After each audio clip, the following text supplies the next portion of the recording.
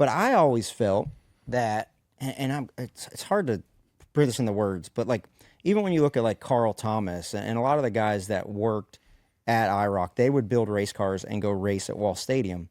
And the race cars at Wall Stadium when I was growing up were some of the most beautiful race cars. You think about Dick Barney's car, and I felt like the guys from IROC, high tide raised all ships. And then since IROC had shut down, I seen, not saying anybody's cars there aren't nice, like Jimmy Blewett and Graham. Like, we had those guys that always have had nice race cars, but they've lost a little bit of that race car building knowledge because of the hub that was there. It would trickle down. Did you ever feel that way?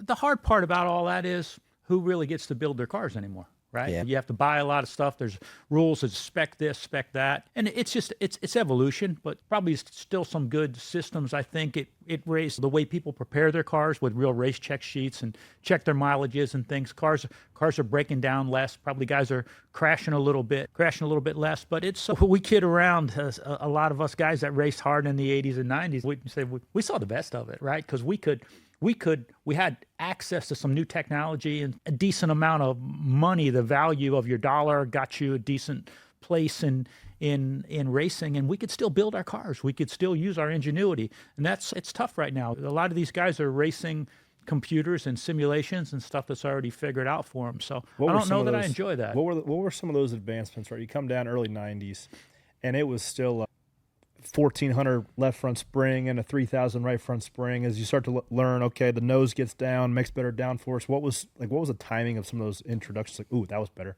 Ooh, that was better.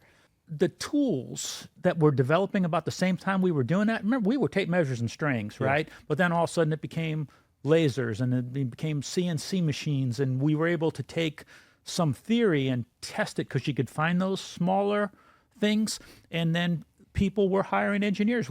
The 2014 was one of the first teams to have a full-time engineer, and then they understood.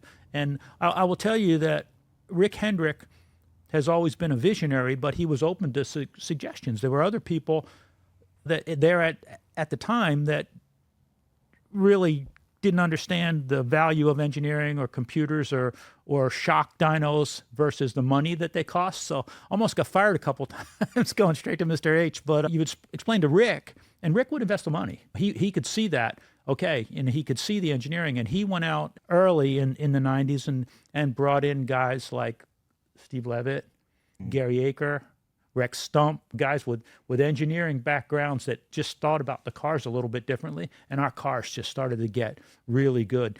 From the time that I went there, I think the first car we built took like 50 pounds of ballast. By the time I left, Jeff Gordon's cars had almost 400 pounds of ballast in them.